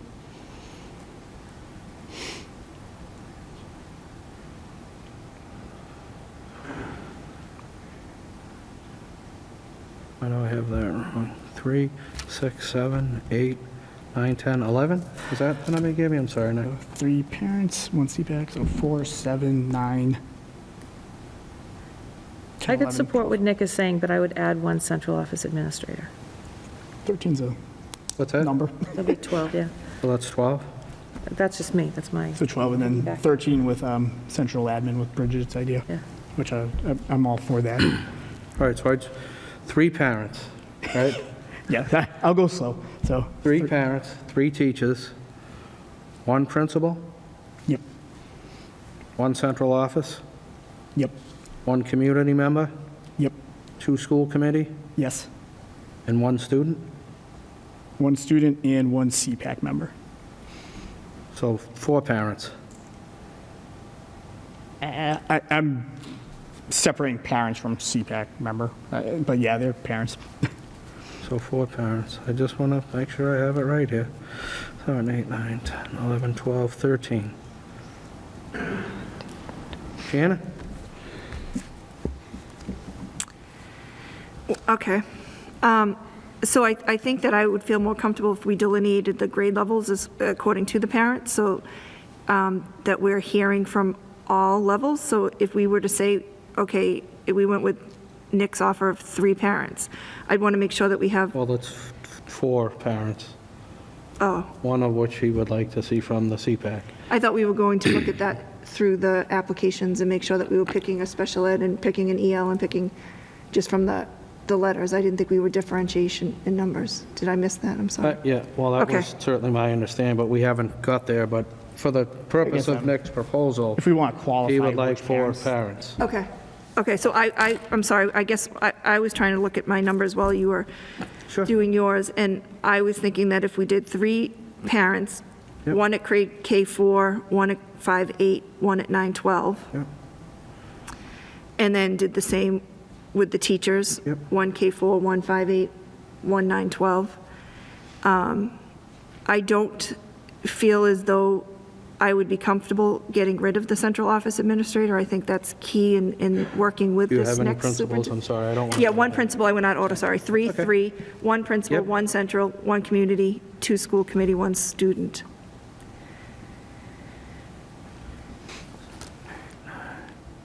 10, 11, so 12. So so that would be 3 is 6, Well, that was, 7, that, 8, 9, 10, 11, that would be 12. there is Nick. All right. Back to 13. Well, she had 3 parents. Yours wouldn't. All right, and you're at 16, Shannon? Well, my No, original, I revised after Nick gave his list to All right. 13. yeah, mine was originally Where? To 16. 13, 13. next list. So you're the same with Nick. Okay. Boy, this Is that is, with the 4 parents? I almost feel like I know what I'm doing here. I'm in agreement with Bridget, if that helps. Well, it sounds like Shannon is too. Yeah, pretty close. My only comment, John obviously likes 9. I'm not married to a number. I'll ask you, Dorothy, I'll get your input. As I stated earlier, we're going to be fortunate enough all to get a vote at the end of this process. I'm not married to having 2 school committee members. If we want to get down from 12 or 13 to whatever it is, to either 12 or 11, I just think it's worth maybe having the conversation here. Like I said, ultimately, because the 5 of us are going to decide anyway, so especially with 2 people leaving and 2 new people coming on, you know, to have 2 people so involved and engrossed in the search, to me, almost seems like, you know, I don't know. I don't, you know, I think it's most important myself to have parents, to have stakeholders, to have that input. Because like I said, it's exactly that, it's input. It's you know, getting the field narrowed down, as long as we're doing the appropriate work that I'm glad we're starting today, that we're doing, and we message out, and we set up, you know, a nice template that the people that are selected can follow. I really believe we'll get the best candidate, and this committee will help us ultimately, you know, be able to do our job. most effectively. So with that, I'll open it up to, Can I ask Shannon? Mr. Chair Sure. for some clarification? Sure. I feel like I've heard a lot of different scenarios, and I just want to make sure before we finalize that what I'm hearing right now is 3 parents, be it K4, 5, 8, 9, 12. yep, 3 teachers with the same configuration. Yep. 1 principal. Yep. 1 central admin. yep, 1 community member. 1 school committee member. Yep. 1 CPAC member. 1 student. well, that's 13. Yes, Is that what I heard from Bridget and Nick? yes. Okay. But like I said, we're just talking about the number. That's, yeah. And my concern is still my same concern that I voiced earlier about specific people, that's all. I don't have a problem having a 4th parent per se myself, as long as we're cognizant to make sure that, as you refer to, that person has family or students or multiple students, whatever, in the special education, receiving special education services. We're going to have that anyways. You know, to me, it would be easier myself to keep it at 12, to have 1 school committee person and go to 4 parents. And then obviously, as we select one of those 4 parents, we just make sure that we select one of those parents that are, you know, living in the CPAC world. Just for clarification, I'm all for having 1 school committee member. I just think we should just talk about, just make clear what that person's responsibility and role is. Sure. Are they facilitating this process? They're the conduit of information back to us? I just think it'd be important just to. So may I? Sure, go ahead, May I Dawn. respond? So a couple, so far as a conduit, everything that happens in that screening committee is confidential. There is no conduit back to the rest of the school committee. So in terms of thinking about whether to have school committee representation, sort of the pro-con side of that, one is sometimes if there's school committee representation, the rest of the school committee says, well, you know, that person's kind of getting 2 bites at the apple and we're only getting 1, right? They have more exposure. The other side of that is that when there is school committee representation on the search committee, they tend to stay better focused on the criteria that the search committee, or that the school committee has set for the person, rather than, you know, maybe going off in a different direction. I facilitate the meetings and the interviews, so that's not the job of the school committee person or people or whoever who's on it. Is they're a member of that committee with equal voice to every other member of that committee. Okay. Thank you for that clarity. Mrs. Garabedian, any thoughts? So, I mean, just in looking at the timeline, it looks like the entire school committee is involved with reviewing the survey group results, which I appreciate that, because I think we're all very interested in what Yep. those results are. And then we pick back up as a full committee when the screening committee presents finalists to the school committee, correct? Okay. Yep. Yes. So, yeah, I mean, I'm fine with the pleasure of the board, whatever it might be. Mrs. Demos? I definitely, looking at the timeline and all the information that's going to be shared, I would agree with that 1 school committee member would suffice. And I think that looking at the numbers, my final thoughts would be 3 parents, 3 teachers, 1 principal, 1 central admin, 1 committee member, 1 school committee member, 1 student, and have it at 11. Okay, Mr. Stadman? You okay with that? Sure.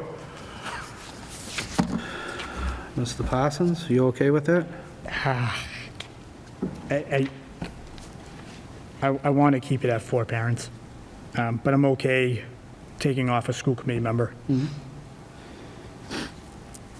Well, 11 or 12, I'm not going to lie to you, I'm not adverse to having that 4th parent, so I just want to, I appreciate, you know, Fine. we getting it whittled down best we can, but I think we're all in agreement. Parents, for the most part, put us here, and certainly it's the greatest level of people that I want to make sure that are part of the search, so.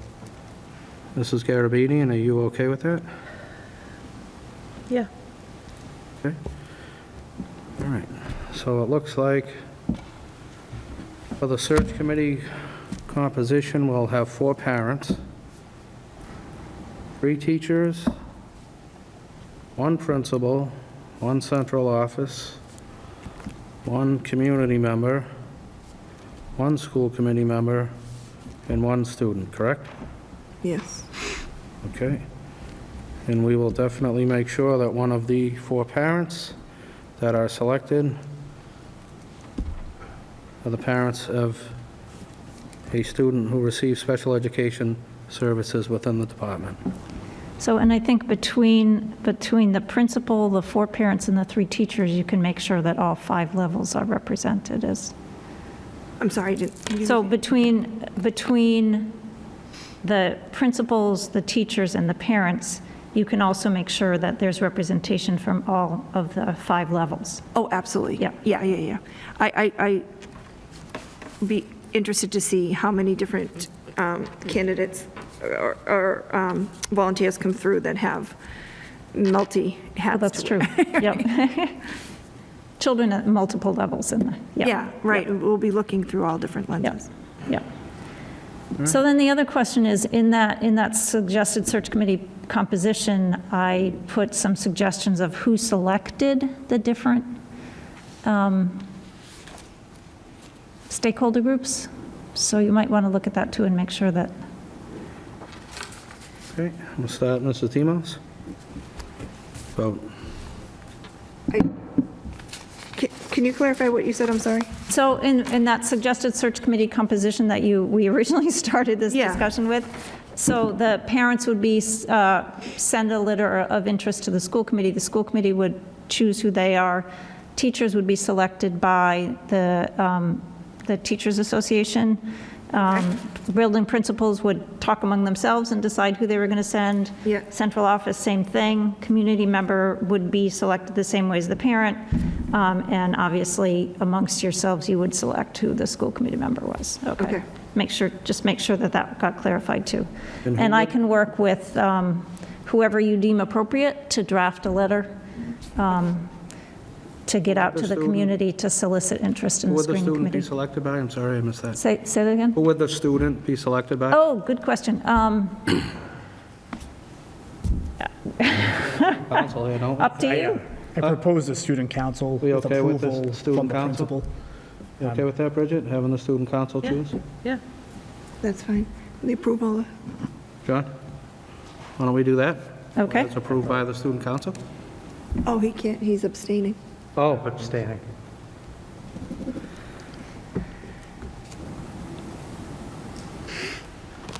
and then obviously, the only other thing is the selection of the school committee member to serve on the suggested search committee. You don't have to decide that today, just know it's your decision. Well, I think we're going to try to, I'm looking at this timeline here. We don't meet again till March 9th. I mean, yeah, and we're going to start advertising on the 25th. I would think that we would probably want to start messaging out for solicitations of parents. right away, and yep. Stakeholders and whatnot, so. Yep. I think we really should, while we're here, get that bit of business done so we can have it checked off and. I'd make a motion to nominate Bridget to be our school committee member to represent for this search. I second that. Awesome. Any discussion? I have none. I'd third it if I could. Excellent. Sorry, Bridget. I have a motion and a second to appoint Bridget Garabedian to be the school committee member selected by the school committee to serve on a search committee. All those in favor, please signify by stating aye. Aye. Aye. Any opposed? The chair votes aye as well. It's a 5-0 unanimous vote. Congratulations, Mrs. Garabedian. I know you'll do a wonderful job. Thank you. Thank All right. you. Can I just And- clarify too, the students that are going to be selected, that is by the entire school committee, correct? The students selected? I missed the end of what you said. So, but the school, I'm just circling back on the parent, on the, the parents, rather. Those will be selected by the entire school committee? Yes, Okay. yes. And looks like the last order of business here is to approve the online survey and focus group schedule. Yes. So I sent you this, a template for a survey. This is a Survey Monkey, it goes out electronically. And, once it's up and running, however you get the word out, to parents, to teachers, that the survey's there for them to fill out. It's a survey that we have used quite often, get pretty good results with. A little bit different in the one that you used before, in that some of the questions actually allow people to rank the importance of different aspects of the job or different qualifications, rather than just, picking 5. They get to say what's more or less important, and that, I think, has worked out well. The purpose of the survey and the focus groups is that will give more information to the screening committee and to you as you're formatting questions and making decisions about who to send forward and so forth. Okay. Any questions or comments? We'll start with Mrs. Demos. The one comment I have is that I appreciated the weighting of the questions, so that when we receive the information from the public, we will see exactly in what order the importance of this quality of the candidate is. So I appreciated that. I noticed that to be different from the last time I was around for the school committee, the superintendent search. I do look at some of those specific areas of expertise on number 5 and wonder if it should be a little bit more reflective back to our first conversation with the qualities. Criteria. If we could just sort of mirror the selection criteria to some of these specific areas of expertise so that it aligned better. Yeah. But other than that, I appreciated the format and the overarching questions and that it will, the information that we'll garner from. Well, I can certainly work to look at the criteria and make some edits and get it back to the committee. Much appreciated. Yep, yep. Great, thank you. And then, Hold on. Oh, Our go ahead. clerk, Mrs. Garabedian, any comments, questions on the? No, I don't. I'm reading through, actually, and I'm noticing that how theirs do align with their, Sure. I think it's great. Thank you. Yep. Mr. Parsons? Yep. And just an idea, would it be possible to put some optional identifying questions, like demographic of the respondent or anything like that? other than what's on question number 1? Yep, something like income, race, that kind of thing. I'm sorry, So the just, mask is not helping. Yes, just some more, just so we know who's taking the survey and that we have a representative amount of people responding. Not that we can force that, but that's just something that I would be interested in knowing.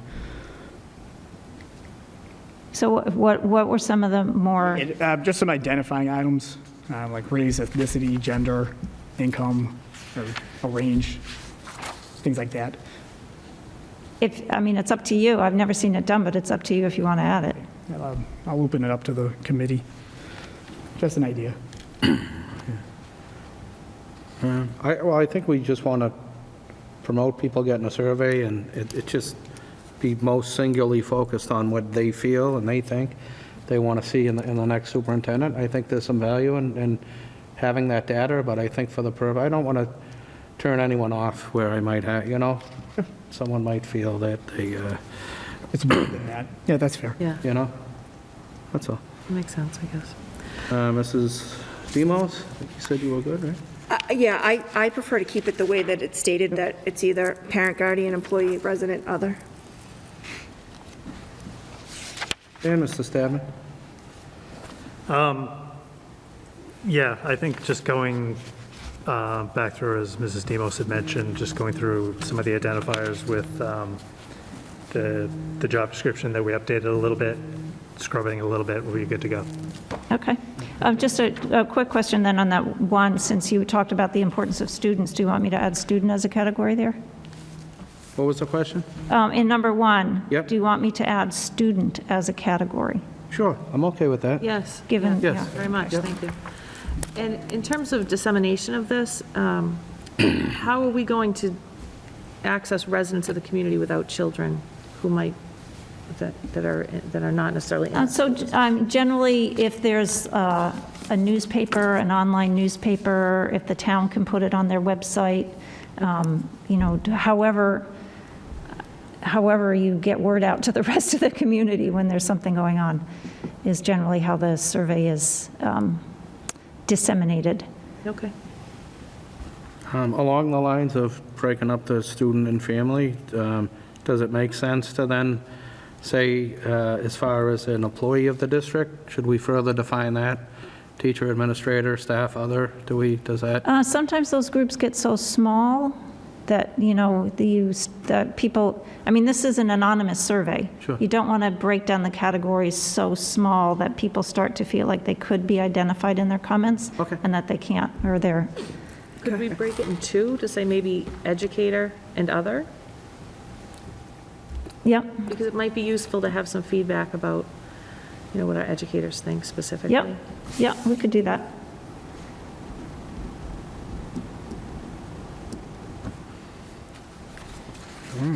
Okay. Well, that's all I have. Did you have something else, Dora? Well, I did want to ask, we do the survey, and sometimes we do actually focus groups. Yep. I have to say that focus groups tend to be much smaller when there's, focus groups have gotten much smaller since we started having the surveys available. But if you would like to do that, we can certainly do that. Can you just explain to us what? So a focus what group would look be, like? a time when I come and, sit down with whoever you decide you want those focus groups to be among the stakeholders. And basically, it's a little bit more open and conversational than this. Basically what I do in a focus group is ask people some of the same, basically the same information that's on here. What do you see as the strengths of the Tewksbury Public Schools? What do you see as the challenges? What does the next leader need to be successful? And we just spend an hour or however talking about that. I'll open it up to my colleagues, but certainly something I think would be important. I think we have a couple PAC leaders here today. I think it would be wonderful if we could get all of our PACs together and invite other stakeholders as well to do that work. I think that's very important. I know it's very important to me and my colleagues up here to make sure that, there's going to be a lot of people that are going to want to be on the committee when they realize the time commitment, they're not going to be able to. And I think this is just important. It gives people with voices another avenue to be able to come and see what's going on and give their input and beyond the survey. So Yep. I'll open it up now to my colleagues. Nick, I'm not sure how you feel. Or I fully support that idea. Bridget? Yeah, completely. I think that we need to hear from all the voices in all the ways. Shannon? I would 100% support the focus groups. I think that only so much can be said and heard from the survey, and I think that people are at the point now where the in-person conversations will go a long way, and people are more ready to be in person again versus filling out another online information. Sometimes, tones could be misconstrued or things like that. I think sometimes just that open conversation is what we need. Okay. So two questions. Sure. Who would the groups be that you would like to schedule things with? And then I'm assuming I could work with Gail or Gail, yep. someone to get everything scheduled. And the other question, obviously the past couple years, we've done this online. Sometimes there's an advantage to, tuning into an online discussion as opposed to having to get dressed and go out and to a meeting. We could do a mix. We could do them all in person. Personally, I'm happy to be back to in-person things, but just sort of, if Sure. there's new technology we might be able to take advantage of. So Well, what do we think about maybe doing one in-person focus group and then one virtual for people that maybe can't travel? I'm probably going to get yelled at for saying this. I know it's safe now. I think it's been safe for a while, but some people aren't there yet, so I think that's also it's still a piece of it. So that would be my suggestion, that, you know, we could do one virtual and we could do one also in person. I would really like to really have an in-person where, you know, we have tremendous PACs in this district that raise, oh my God, a tremendous amount of money that really help support our students, and they're definitely a group. I know Bridget was on them for years till she got on the school committee and she couldn't anymore. But they're certainly someone that I want to make sure that we're touching in with regards to what's going on. So, and you and I can talk with Gail, and Mrs. Regan has all that information where we can reach out to the different PACs and try to find out which might best work for them and work for you. Okay. To be able to get here to do that focus group work. And then obviously, unless anyone has any suggestions, we could have Dorothy work with the same to do something virtually, online, you know. That way, like I said, we can take advantage of the opportunity, you know, that we have to be able to do that, to access even more outreach, so. Okay, so what I'm hearing is I should work with Gail and Mrs. Regan to get them Yes, scheduled? yep. Okay, all right. Yep. And obviously, you know, please let us know. Try to give us some advance, because some of us may want to go, and if there's 3 people, we're obviously just going to have to post that, because there's 3 people. Well, generally, I have to say, generally, I discourage school committee members from going to the focus groups, so Okay. people feel free to talk freely. All right, fair enough. I can do that, believe me. You'll get the information without sitting there. You'll get it. You okay with that, Nick? A-okay. How about you, Bridget? Very okay. Shannon? Keep the schedule, I'm very okay. Okay. And typically, are we missing anybody in terms of people you've had focus groups with in the past? I mean, do you think? So generally, we have Educators some would be focus groups with faculty, some with parents, community, central office.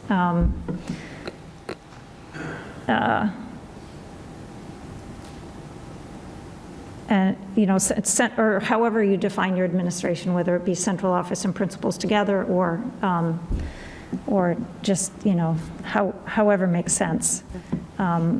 So generally, there might be a few things scheduled for parents, a few for teachers, so they have a choice of when to get there. And then central office, I mean, I could talk about this more in detail, that it's probably more than you need to know about the operations, but central office or principals, it's generally attached to a meeting they would have anyway. Yep. So that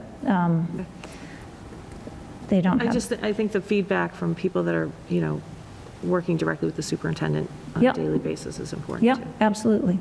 Yep.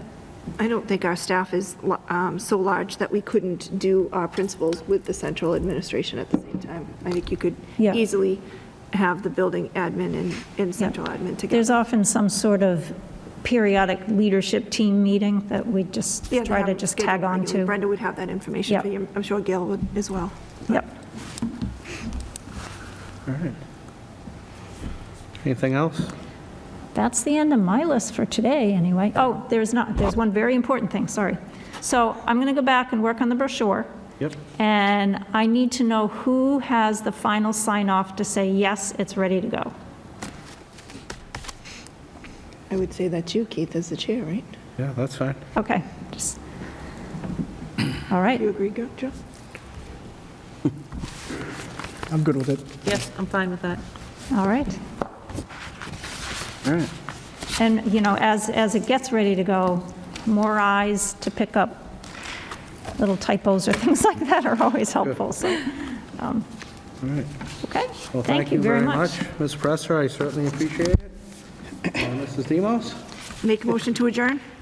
I'll second. Oh, I have a motion and a second to adjourn the February 22nd, 2022 special school committee meeting at 2:05 PM. All those in favor signify by saying aye. All right. Aye. Any opposed? The chair votes aye as well. We are adjourned for the afternoon. Thank you.